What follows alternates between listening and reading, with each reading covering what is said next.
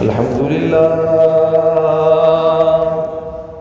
لله نحمده ونستعينه ونستغفره ونؤمن به ونتوكل عليه ونعوذ بالله من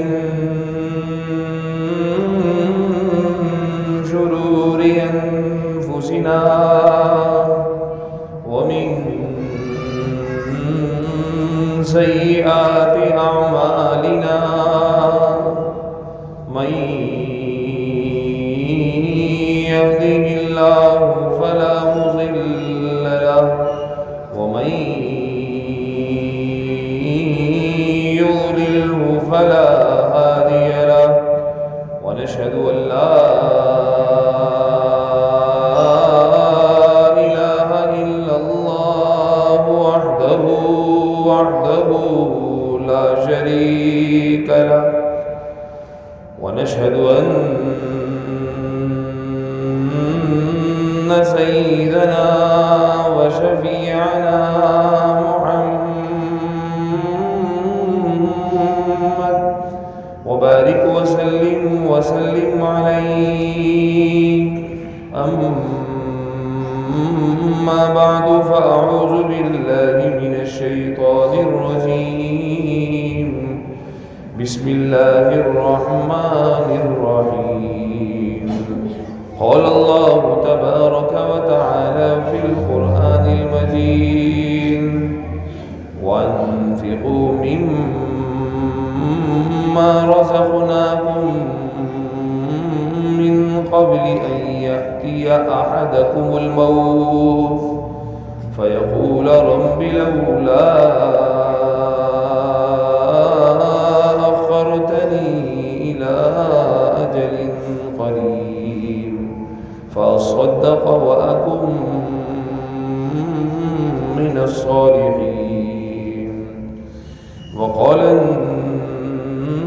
النبي صلى الله عليه وسلم من كان يؤمن بالله واليوم الآخر فليكرم ضيفه أو كما قال عليه الصلاة والسلام اللهم صل على سيدنا ومولانا محمد وبارك وسلم عليه. میرے قابل احترام بھائی دوستو بزرگوں، حضور صلی اللہ علیہ وسلم کی عظیم سنتوں میں سے ایک عظیم سنت سخاوت کی ہے کہ نبی علیہ الصلوۃ والسلام ساری زندگی فقیرانہ گزاری. نبی علیہ الصلوۃ والسلام نے ساری زندگی غریبوں کے انداز سے گزاری، لیکن جہاں نبی علیہ الصلوۃ والسلام کی سخاوت کو بادشاہ دیکھتے تھے تو غربت میں بادشاہ سخاوت کو دیکھ کر نبی علیہ الصلوۃ والسلام کے سامنے شرما جاتے تھے. ایسی نبی علیہ الصلوۃ والسلام کی عظیم سنت سخاوت تھی کہ آپ کا مزاج سنبھال کر رکھنے کا نہیں تھا، آپ کا مزاج بانٹنے کا تھا، آپ کا مزاج خرچ کرنے کا تھا، آپ کے مزاج میں لوگوں کو کھلا کر پہنا کر خوش ہونا تھا. یہ نبی علیہ الصلوۃ والسلام کی عظیم سنت تھی.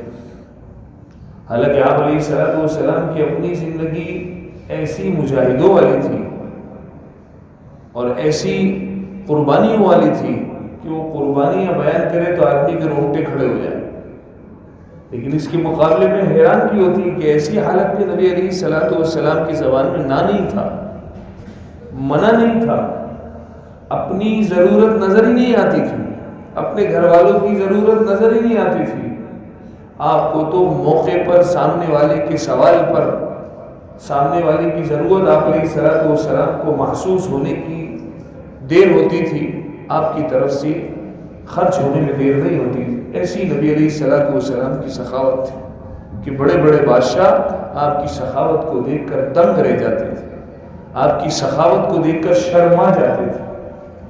اس لیے بخاری شریف کی حدیث ہے، نبی علیہ الصلوۃ والسلام جا رہے ہیں اور ایک خاتون نے نبی علیہ الصلوۃ والسلام کو ایک چادر ہدیے میں پیش کی، حضور صلی اللہ علیہ وسلم اس چادر کو دیکھ کر انتہائی درجے میں خوش ہو گئے، اس لیے کہ نبی علیہ الصلوۃ والسلام کو اس چادر کی فی الوقت بہت زیادہ ضرورت ہے۔ ایک تو یہ کہ ایک آدمی کے پاس ہدیے آتے رہتے ہیں، تو اس کے پاس تو کوئی بھی ہدیہ آ جائے تو ٹھیک ہے رکھ لیتا ہے آدمی، جزاک اللہ۔ ایک آدمی کو کوئی بھی ہدیہ نہیں کرتا، کوئی بھی ہدیہ نہیں کرتا، اور پھر اگر اس کو کوئی ہدیہ کرے تو اس کی خوشی زیادہ ہوتی، لیکن ان دونوں سے زیادہ خوشی اس وقت ہوتی ہے چاہے کسی کے پاس ہدیے آتے ہو یا نہ آتے ہو، لیکن ضرورت کی چیز اگر کوئی کسی کی طرف سے آ جائے تو اس کی خوشی بہت زیادہ ہوتی ہے، ضرورت کی چیز ہو۔ تو حدیث میں آتا ہے کہ نبی علیہ الصلوۃ والسلام کو اس وقت جو کپڑے اور اپنی ذاتی چادر کی حالت تھی، آپ کو چادر تبدیل کرنے کی ضرورت تھی، اس ضرورت میں اس خاتون نے نبی علیہ الصلوۃ والسلام کو بہترین اور اعلیٰ چادر دی۔ آپ علیہ الصلوۃ والسلام نے وہ چادر ابھی اوڑھی ہے اور تھوڑا ہی قدم آگے چلے، ایک صحابی آ گیا، یا رسول اللہ چادر بہت اچھی لگ رہی ہے، میرا دل چاہتا ہے کہ یہ چادر آپ مجھے دے دیں۔ نبی علیہ الصلوۃ والسلام نے باوجود ضرورت ہونے کے ایک لمحہ بھی نہیں سوچا اور آپ نے چادر واپس کر دی، ایک لمحہ بھی نہیں سوچا اور اس کو ہدیہ کر دیا۔ دوسرے صحابی نے ناراضگی کا اظہار کیا، اللہ کے بندے تمہیں پتہ ہے نبی علیہ الصلوۃ والسلام کی سخاوت کا حال یہ ہے کہ آپ کی زبان پہ نہ ہے ہی نہیں، آپ کی زبان پہ منع ہے ہی نہیں، ابھی چادر ملی تھی، نبی علیہ الصلوۃ والسلام کی ضرورت تھی، آپ کو سخاوت کا حال بھی معلوم ہے، آپ کو جناب رسول اللہ صلی اللہ علیہ وسلم کی مزاج کا بھی حال معلوم ہے، پھر بھی آپ نے سوال کر لیا۔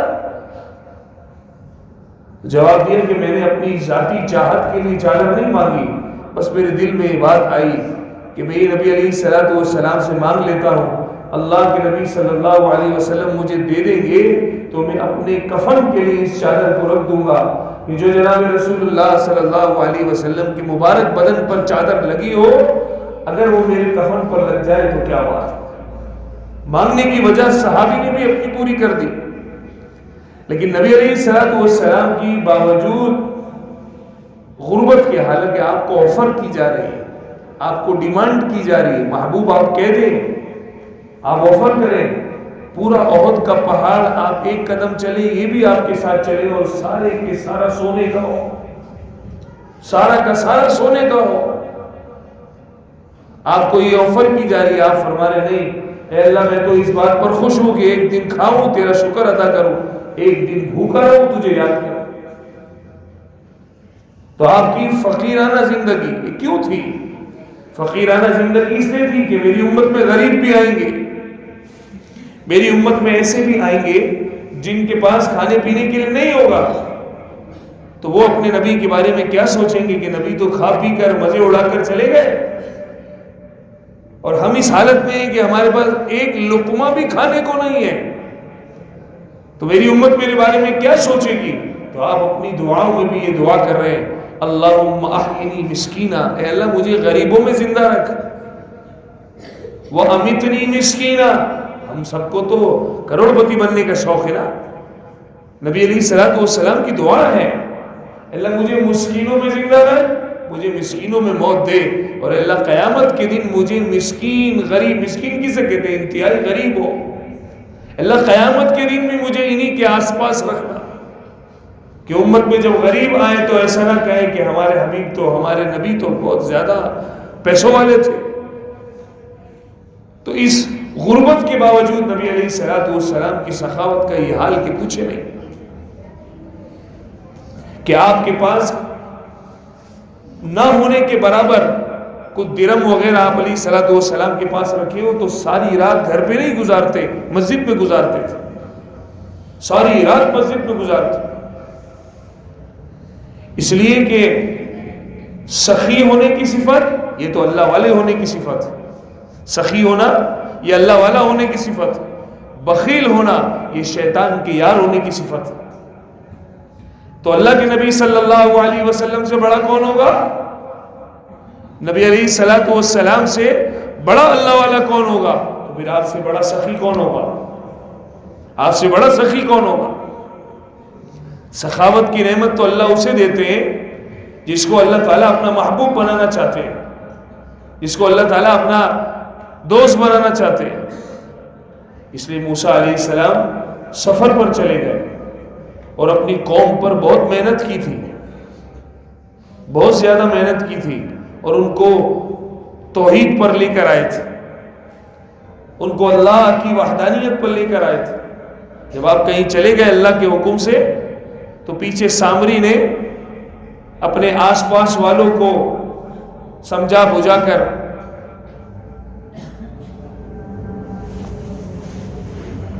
اللہ کی غیر کی عبادت میں لگا دیا، اللہ کی غیر کی عبادت میں لگا دیا۔ اب آپ اندازہ لگائیں، جب نبی واپس آئے، آ کر جب یہ منظر دیکھا تو کتنا شدید غصہ آیا ہوگا۔ چھوٹی موٹی غلطی چلو معاف ہے، اتنی بڑی غلطی کہ توحید سے ہٹا کر کفر میں لگا دی، کتنی بڑا! اور نبی سے بڑا اس جرم کو کون جانتا ہوگا؟ گردن اڑاؤ اس کی، جان سے مار دو اس کو،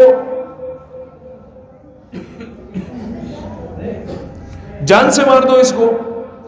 ایسا نبی کے اندر غصہ ہونا چاہیے۔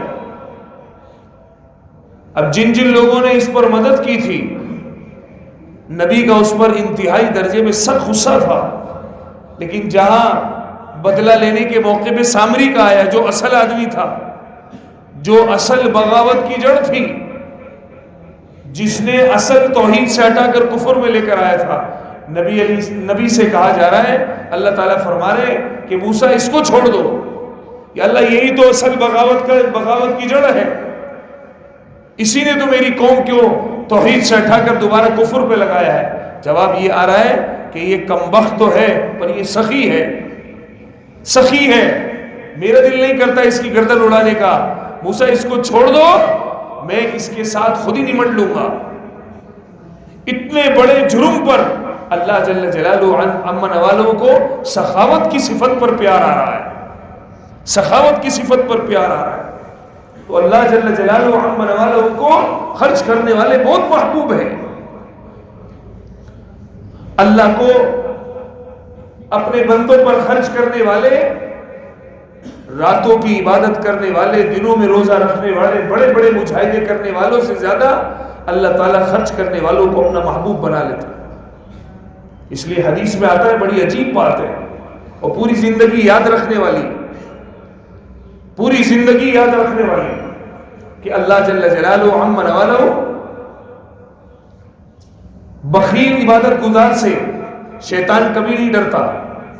راتوں کی عبادت کرنے والا ہو، دنوں میں روزہ رکھنے والا ہو، پر بخیل ہے، مال کی محبت دل میں ہے، خرچ نہیں ہوتا، ہمت نہیں ہوتی، اللہ کے نام پر، گھر والوں پر، ذات پر لگا تو نہیں ہے، عبادت گزار ہے۔ شیطان کو پتا ہے اس کا بخل اس کو جہنم میں کھینچ کے لے جائے، اس کا بخل اس کو جہنم میں کھینچ کے لے جائے۔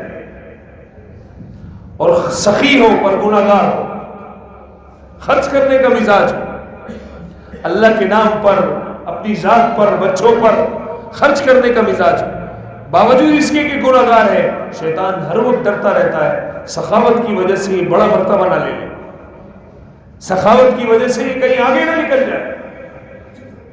اس لیے فرمایا جنت کے باہر ایسے درختوں کی شاخیں لٹکی ہوئی ہیں جو صرف سخیوں کے ہاتھ میں آئیں گی، کہ سخی اس کو پکڑتے ہی جنت میں داخل ہو جائے، سخی اس کو پکڑتے ہی جنت میں داخل ہو جائے۔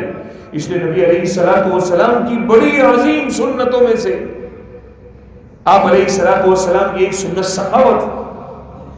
اس لیے آپ اندازہ لگائیں، غور کرنا نبی علیہ الصلوۃ والسلام بات کیا فرما رہے اور کس سے جوڑ کے فرما رہے، اتنا بڑا عقیدہ بیان کر رہے ہیں جس سے قرآن بھرا ہوا ہے۔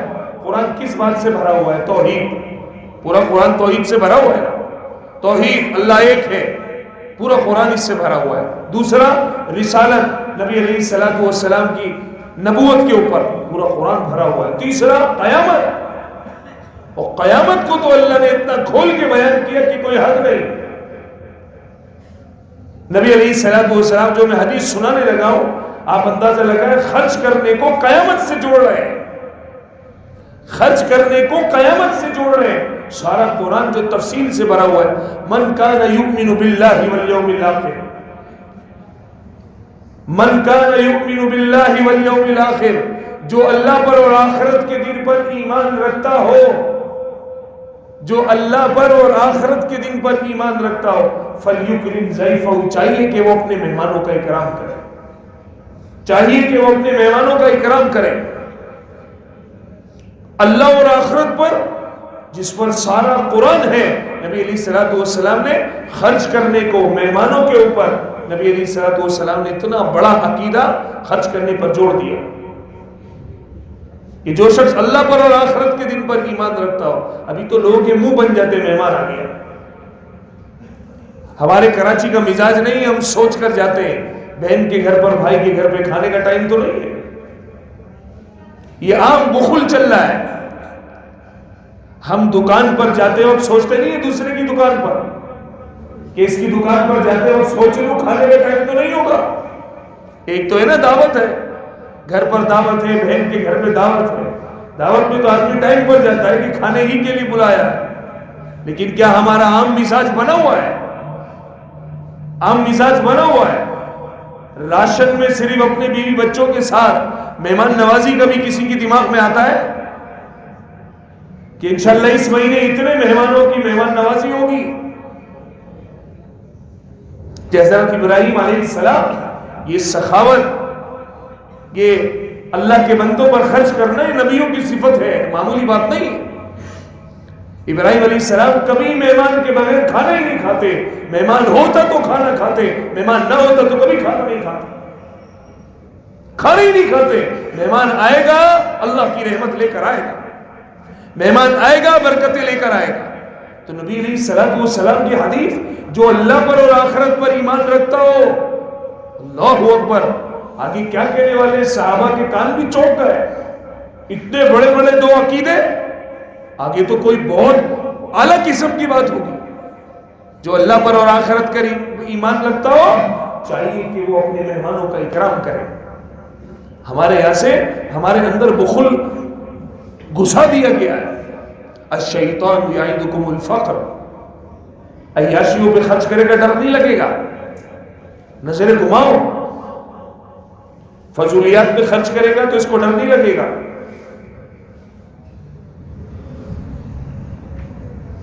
اس کو ڈر صرف اللہ کے نام پر خرچ ہونے پر لگے گا۔ پوری شادی پر خرچ کر دیتے، امام صاحب کی نکاح کے پیسے آتے تو پوچھتے کتنے ہوئے، آتش بازی میں کتنے کیے تھے۔ میں عام مزاج بتا رہا ہوں، اللہ کے نام پر خرچ کرنے پر شیطان کا کام ہی ہے یہ ڈرانا، اور یہی مزاج ہم اپنے بچوں پر لگا رہے ہیں۔ کیوں پورے 100 کا نوٹ کڑک غریب کو نہیں دیتے، وہ بچا ہوا 5 روپیہ نظر آتا ہے۔ یہ 95 روپے کے جو تو نے بسکٹ لیے، تو نے خود لیے، اللہ نے تجھے دیے۔ آپ کی میری کیا اوقات ہے کہ 5 روپے دینا بھی نفع سے خالی نہیں ہے، نفع سے خالی نہیں ہے، لیکن کہیں گر جائیں گے، جیب میں بوجھ بنے رہیں گے، جیب میں وزن رہے گا، اس کو کون جیب میں رکھے گا؟ چل مانگنے والا آیا دے دو۔ یہ مزاج بنا ہوا ہے۔ الشیطان یعدکم الفقر، شیطان فقر و فاقہ سے ڈراتا ہے، اور نبی علیہ الصلوۃ والسلام کے ساتھ صحابہ رہتے تھے، اس لیے آپ کے اندر سخاوت کا جوش تھا، سمندر تھا۔ آپ کی سخاوت رمضان المبارک میں نبی علیہ الصلوۃ والسلام کی ایسے ہوتی تھی جیسے ٹھنڈی کے موسم میں زبردست ٹھنڈی ہوا ہے، ایسی آپ کی سخاوت رمضان المبارک میں جوش مارتی تھی۔ تو ایمان والا ہو، اللہ والا ہو، سخینہ ہو، بخیل ہو، میں سب کا کھاؤں، میرا جو کھائے وہ اندھا ہو جائے، یہ تو شیطان آدمی ہے۔ ایمان والا ہوگا، اس کی تو خرچ کرنے کی صفت ہوگی، اس کا تو دسترخوان وسیع ہوگا، اس کی نگاہ جمع کرنے میں نہیں، اس کی نگاہ تو برکت کے پیچھے بھاگتی ہوگی، برکت کے پیچھے دوڑتی ہوگی۔ پھر اللہ غیر معمولی طور پر برکتیں دیتا ہے۔ اس لیے جب چونکہ نبی علیہ الصلوۃ والسلام کی حالت ہے تو حضرت عائشہ کی کیا حالت ہوگی؟ 1,80,000 درہم صبح ہدیے میں آ رہے ہیں کئی تھیلیوں کے اندر، اور یہ کئی لاکھ ہو گئے، کئی لاکھ، 1,80,000 درہم ام عائشہ رضی اللہ عنہ کے پاس صبح ہدیے کے طور پہ آ رہے ہیں، یہ آپ کے ہیں، اپنی ضرورت پر آپ خرچ کریں، اللہ کے نبی کی لاڈلی بیوی ہے، اور سارا دن روزے کی حالت میں صبح سے لے کر رات تک شام تک خرچ کرتے کرتے کرتے 1 درہم بھی اپنے پاس نہ رکھا۔ جب افطاری کا وقت آیا تو خادمہ سے کہا کہ گوشت بنا لینا، کہا گھر میں تو کچھ بھی نہیں ہے، کہا کچھ بچا نہیں ہے، کہا اللہ کی بندی آپ نے افطاری کے لیے 1 درہم بھی نہیں چھوڑا ہے۔ 1,80,000 درہم باپ کو پوری زندگی سخاوت کرتے ہوئے دیکھا۔ ابو بکر صدیق رضی اللہ عنہ، ریشم کی دکانیں ہیں، ایک ایک موقع پر آپ کے پاس کئی ہزار درہم، جو اس زمانے کے حساب سے کروڑوں روپے، لاکھوں روپے آپ اس حال میں اللہ کے نام پر خرچ کر رہے ہیں کہ گھر کے اندر ایک کوڑی نہیں چھوڑی۔ یہ عام مزاج تھا، ہمارا یہ مزاج نہیں ہے کہ سارا کا سارا خرچ کر دے، لیکن بخل کی بھی انتہا ہوتی ہے۔ سگی بہن پر خرچ کرتے ہوئے منہ بن رہا ہے، سگی بہن کو کھلانے میں کیسا مسلمان ہے، سگے بھائی کو کھلانے میں منہ بن رہا ہے، 500 خرچ ہو جائیں گے۔ اس لیے اللہ جل جلالہ اندر سے پھر اللہ پاک اس کو فقیر بنا دیتا، اندر سے فقیر بنا دیتا۔ جو سخی نہیں ہوتا نا، جوڑ جوڑ کے رکھتا ہے، اللہ اسے اندر کا بھکاری بنا دیتے۔ اپنی بھوک پر بھی سوچتا ہے سستے میں کیسے نمٹ جاؤں، اپنی بھوک پر بھی اللہ اسے ایسا فقیر بنا دیتے کہ یہ ظالم اپنے اوپر بھی خرچ نہیں کرتا، اپنی اولاد پر بھی خرچ نہیں کرتا۔ اس لیے حضور صلی اللہ علیہ وسلم کے پاس صحابی آ رہے ہیں، شادی کی تیاری ہے، جاؤ میرے نام پر عثمان کے پاس جاؤ اور جا کر کہو کہ اللہ کے نبی نے بھیجا ہے، مدد کرو۔ دروازے پر پہنچتے اندر سے خطرناک قسم کی آواز آتی ہے، ڈانٹ رہے ہیں آپ خادم کو کسی بات پر کہ یہ زیادہ خرچ کیوں کر دیا۔ ایک روایت میں بیوی ہے، ایک روایت میں خادم ہے۔ یہ صحابی اندر ہی اندر پریشان ہو رہے ہیں، جب یہاں اندر یہ سنا رہے تو مجھے کیا دیں گے۔ پھر اللہ کی طرف سے خیال آتا ہے اللہ کے نبی نے بھیجا ہے، کام تو پورا کر کے جاؤ۔ جب دروازہ کھٹکھٹایا اور ساری وجہ بتائی تو پوری درہم سے بھری ہوئی تھیلی حوالے کر دی، اشرفی سے بھری تھیلی حوالے کر دی۔ اب ادھر یہ دیکھتے ہیں، ادھر وہ منظر خیال میں آتا ہے۔ عام معمول تھا سخاوت کا کہ دوسروں کی کس طرح کام آ جائے۔ اس لیے اللہ جل جلالہ عم نوالہ سخاوت سے اوپر کی چیز اللہ تعالیٰ کسی کریم بنا دے۔ کریم کون ہوتا ہے؟ یہ تو آٹے میں نمک میں بھی نمک آدمی بہت مشکل سے ملتے ہیں، جو سامنے والے کی حالت کو بولے بغیر پہچان کر دیتے، اس کو کریم کہتے ہیں کہ سامنے والے کو آپ کے سامنے مانگنے کی بھی ضرورت نہ پڑے۔ اس لیے اللہ والے روتے تھے کوئی ان کے پاس مانگنے والا آ جائے کہ ہائے اللہ، میں یہاں تک نہ پہنچا کہ اس کو مجھے میرے پاس آنا ہی نہ پڑتا، اس کو مجھ سے سوال ہی نہ کرنا پڑتا، میں اس کو ویسے ہی نمٹا دیتا۔ اس لیے حاتم تائی سے پوچھا، حاتم تائی آپ سے بڑا بھی کوئی سخی آپ کو ملا؟ کہا بدو، عرب کے بدو، ہر بدو مجھ سے بڑا سخی ہے۔ تو کوئی قصہ تو سنا دے کہ کوئی آپ کو آپ سے بڑا سخی ملا ہو۔ کہا ایک دفعہ سفر میں تھا اور یہ لوگ سیری بہت شوق سے کھاتے عرب، تو جہاں میں مہمان ٹھہرا وہاں جیسے ہی میں رکا تو مجھے لا کر دیا، جیسے ہی میں نے سیری کھائی مزہ آ گیا۔ کھانا پینا ایسی چیز ہے، یقین کرو خدا کی قسم اندر سے دعا نکلتی ہے، ہڈیوں سے دعا نکلتی ہے۔ مزہ آیا، مزہ آتے منہ زبان سے بلا اختیار نکلا، اس کو سامنے والے نے پہچان لیا، بلا اختیار نکلا، کیا سیری بنی ہے، مزہ آ گیا۔ اب یہ سیری مہمانوں کے سامنے رکھی جا رہی ہے، کھاتے جا رہے ہیں، رکھی جا رہی ہے، کھاتے جا رہے ہیں، رکھی جا رہی ہے، کھاتے جا رہے ہیں۔ جب صبح ہوئی تو حاتم تائی نے پوچھا اللہ کے بندے تو نے 100 جانور ذبح کر دیے؟ 100 جانور ذبح کر دیے؟ تو ہاں بھائی مہمان ہو، مہمان کا خیال نہ رکھنا تو کنجوسی ہے، اللہ کہیں ناراض نہ ہو جائے۔ 100 جانور ذبح کر دیے، تیرے پاس اس کے علاوہ کچھ ہے؟ کہا میری جائیداد یہی تھی اور کچھ بھی نہیں تھا، میری جائیداد یہی تھی، اس کے علاوہ کوئی اور کچھ نہیں تھا۔ کھلا دیا، تیرا کیا ہوگا؟ میرا جو بھی ہوگا اللہ مالک ہے، مہمان کو راضی کرنا میری ذمہ داری ہے۔ اس لیے کہ جو اللہ پر اور آخرت کے دن پر ایمان لاتا ہے وہ کبھی بخیل نہیں ہوتا۔ آج تو اللہ معاف کرے بخل کا یہ حال ہو گیا، اپنے خون کو کھلانے کے لیے تیار نہیں۔ تھو ہے ایسی اولاد، ایسے مال پر، تھو ہے کہ ہمارا اپنا سگا اگر ہمارے پاس آ کر کچھ کھا پی لے تو آدمی کا منہ بن جاتا ہے۔ اللہ کی قسم، مہمان اللہ کی رحمت بارش کی طرح کھینچ کر لاتا ہے۔ آپ کے گھر پر مہمان آئے، اللہ کی رحمت نہ آئے، ایسا ہو نہیں سکتا۔ مہمان آیا، یہ تو ہم کہتے ہیں نا مہمان آیا اپنا نصیب لایا، کوئی شک نہیں، وہ تو اپنا نصیب لاتا ہے، لیکن مہمان نے آپ کے گھر میں قدم رکھا، اللہ کی قسم نصیب اس کا بعد میں آیا، تیرے پاس رحمت پہلے آ گئی۔ اس لیے اللہ نے نبی علیہ الصلوۃ والسلام نے اتنی بڑی بات جوڑی، من کان یؤمن باللہ، خدا کی قسم حدیث اکیلے میں پڑھے تو حیران ہو جائے کہ بات بہت معمولی لگتی ہے مہمانوں کو کھلانا، لیکن جوڑا جو اللہ پر اور آخرت کے دن پر ایمان رکھتا ہو چاہیے کہ وہ اپنے مہمانوں کا اکرام کرے۔ اس لیے عام معمول تھا تو حاتم تائی نے فوراً اپنے خادم کو بلایا، اس کو 700 بکریاں ہدیے میں دے دو، ایک سے بڑا ایک، اس کو 700 بکریاں ہدیے میں دے دو۔ حضرت حسین رضی اللہ عنہ، اہل بیت کی سخاوت بھی بہت زیادہ، ان کی رگوں رگوں میں سخاوت تھی۔ اہل بیت میں سے حضرت حسین رضی اللہ عنہ سفر پہ کہیں پر ہے، ایک دن بارش ہوئی، رک گئے ایک کے یہاں پر، تازہ جانور کاٹا کھلا دیا، بارش رک نہیں رہی، جانے کا موقع نہیں ملا، وہی رکے ہوئے، اگلے دن دوسرا جانور کاٹ دیا۔ سامنے سے سوال آ رہا ہے، اللہ کے بندے کل جو جانور کاٹا تھا اسی میں سے گوشت دے دے۔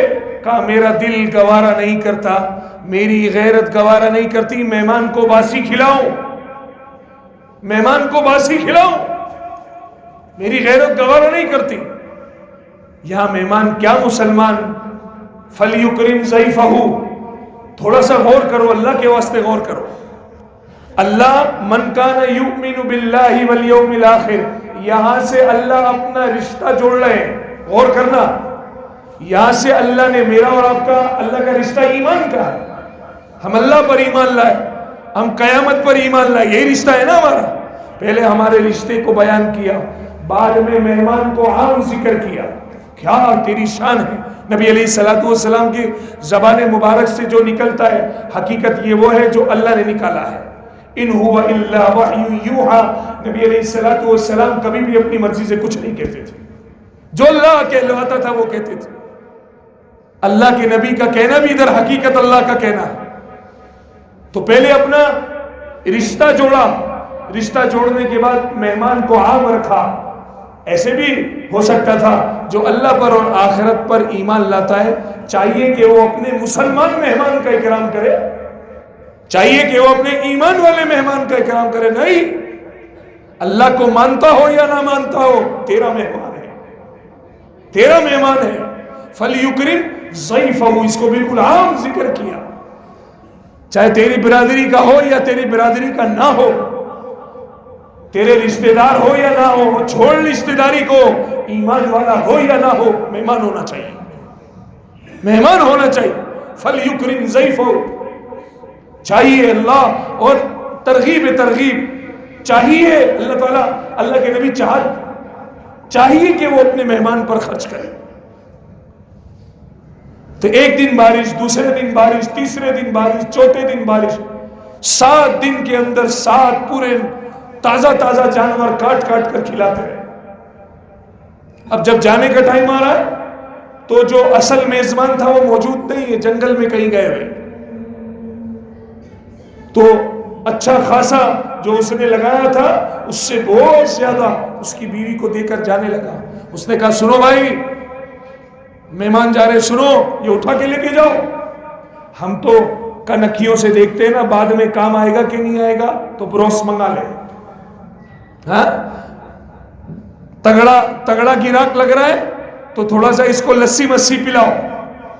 اللہ معاف کرے اکرام بھی ہماری بدبختی کے اوپر ہے, نعوذ باللہ من ذالک. خاندان کا بڑا آدمی ہے, یہ بات بالکل ٹھیک ہے, انزل الناس منازلہ, آدمی کو اس کے مرتبے کے اعتبار سے رکھنا چاہیے. جیسے ایک بزرگ کے پاس کوئی بھی آدمی آتا, آپ خادم کو جا کر بھیجتے, بولو جاؤ باہر دیکھ کر اس کے چپل کیسے رکھے ہوئے, کہ اس کے چپل بہت سلیقے سے رکھے ہوتے, طریقے سے رکھے ہوئے ہوتے, تو کہتے کہ خاندانی آدمی ہے.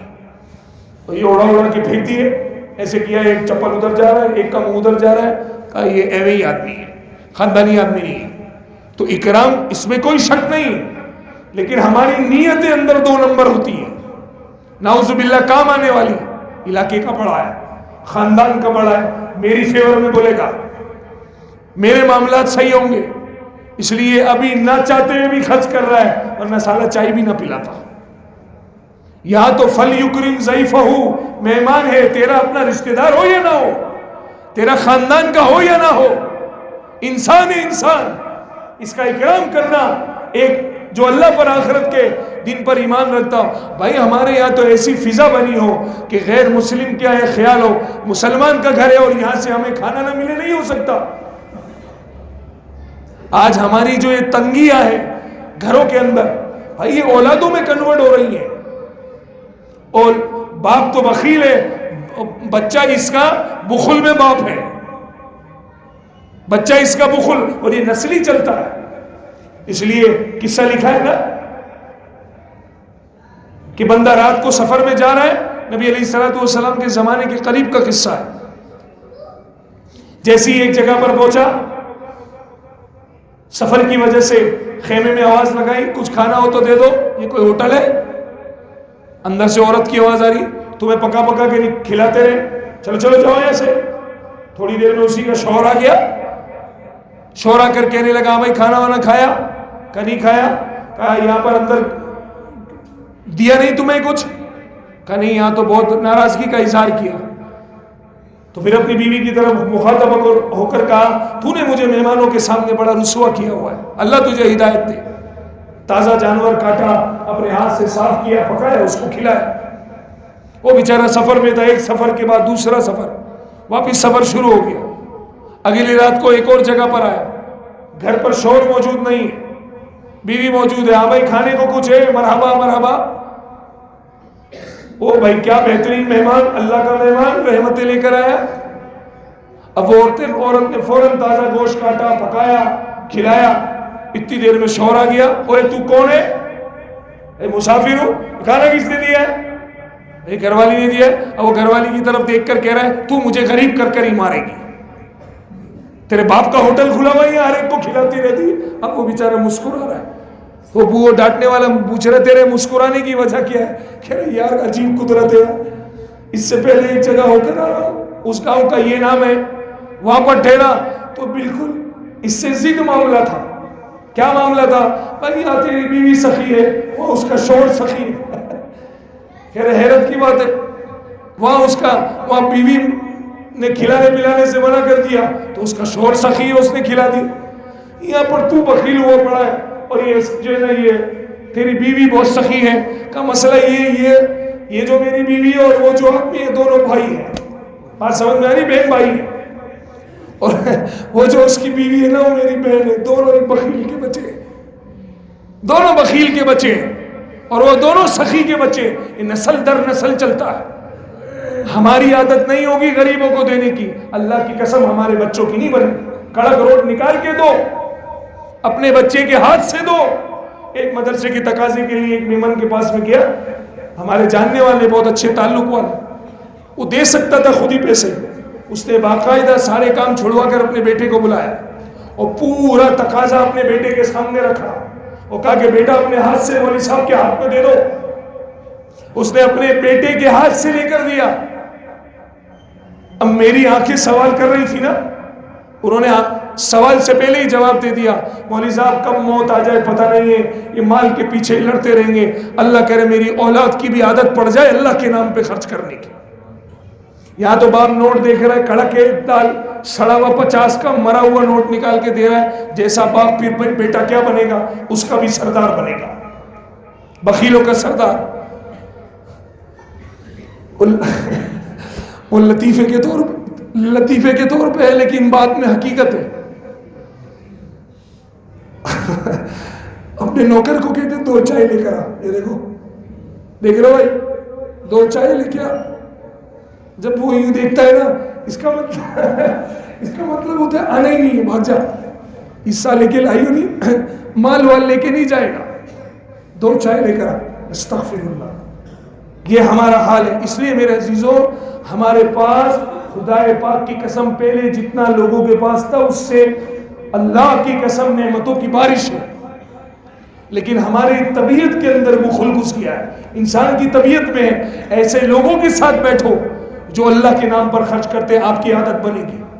بخیلوں کے پاس مت بیٹھو، اللہ کے نام پر خرچ کرنے والوں کے ساتھ بیٹھو، آپ کی بڑی بڑی عبادتیں خدا کی قسم پیچھے رہ جائیں گی، سخاوت کا مقابلہ نہیں کر سکیں، سخاوت کا مقابلہ نہیں کر سکیں۔ اس لیے ایک دفعہ مولانا فاروق مکی صاحب بیان کرنے لگے کہ اللہ کے نام پر خرچ کرنے والے یہ بڑی بڑی عبادتوں والوں سے زیادہ اللہ انہیں اپنے قریب کر دیتا ہے، اللہ انہیں اپنے اتنے قریب کر دیتا ہے بڑی بڑی عبادتوں والوں سے۔ اس لیے اللہ کا ولی، اللہ کا دوست بننا ہے، اپنے پیسوں میں سے خرچ کریں۔ یعنی نبی علیہ الصلوۃ والسلام کی سخاوت کا یہ حال تھا کہ اللہ کی طرف سے یہ بات آ رہی ہے، آپ اتنا خرچ نہ کریں کہ خود محتاج ہو جائے۔ یعنی اتنا عام بارش تھی کہ آپ کے پاس کچھ بھی نہیں بچتا تھا، کہ آپ کا ایک اوپر کا کمرہ بنا ہوا تھا، سیڑھی تھی، اللہ کے نبی اوپر جا کر رہتے تھے۔ کبھی کبھی حضرت عمر رضی اللہ عنہ جب اوپر داخل ہوئے ایک مرتبہ، اللہ کے نبی کا ننگا بدن ہے، حدیث میں آتا ہے کہ چارپائی کے نشان پڑے ہوئے تھے بدن مبارک پر، چارپائی کے نشان۔ غربت کا یہ حال تھا، وہ خرچ کا حال۔ اللہ کی قسم بادشاہ بھی نبی علیہ الصلوۃ والسلام کے سامنے شرما جائے کہ اس کی سخاوت کا کوئی مقابلہ نہیں کر سکتا۔ اس لیے میرے عزیزوں، دل بڑا رکھو، دل بڑا رکھو، اپنا مزاج بناؤ خرچ کرنے کا، اپنے بچوں کا مزاج بناؤ، گھر کی عورتوں کا مزاج بناؤ اللہ کے نام پر خرچ کرنے کا۔ بالکل کپڑا ختم ہو جاتا ہے، بٹن لٹکنے کو آ جاتے، پھر کہتا ہے اب دے دوں، اب تجھے بھی ایسا ہی ملے گا، جیسا تیرا گمان بھی فیصلہ بھی ویسا ہی ہوگا۔ اگر اچھے میں اچھا صاف ستھرا دے گا، اللہ بھی تجھے صاف ستھرا دیں گے، بار بار دیں گے۔ کہاں سے دیں گے اس کی فکر کی ضرورت تجھے نہیں ہے۔ اس لیے بھائی بخل بڑھتے بڑھتے یہاں تک بڑھ جاتا ہے کہ پھر آدمی اپنی اولاد پر بھی خرچ نہیں کرتا۔ اس لیے پہلا مصرف اپنی ذات، اپنے گھر والے، اپنے بہن بھائی۔ آخری بات عرض کر رہا ہوں، خاص کر یہ شادی شدہ بہنیں جب گھر پر آئے تو بھی بیویوں کی طرف مت دیکھا کرو کہ اس کا آرڈر ہوگا تو نکالو، یہ پھر بعد میں کیا بولے گی، چھوڑو، سنتے رہو، اور دوسری بات میں نہیں سنتے کیا، اس میں بھی تھوڑی سی سن لیا کرو۔ لیکن شادی شدہ بہنوں پر، روٹ کر آنے والی بہنوں پر خرچ کیا کرو۔ اللہ ایسا غنی کرے گا، خدا کی قسم، تمہارے مالوں سے لوگوں کو فائدہ ہوگا۔ تم جس پر خرچ کرو گے اللہ تمہارے خرچ پر اسے مالا مال بنا دے گا۔ اپنی بہنوں پر خرچ کیا کرو۔ اللہ تعالیٰ مجھے اور آپ کو بھی سخاوت کی دولت سے مالا مال فرمائے، اور اللہ تعالیٰ بخیل بننے سے ہماری امت کی حفاظت فرمائے۔ وآخر دعوانا الحمدللہ رب العالمین۔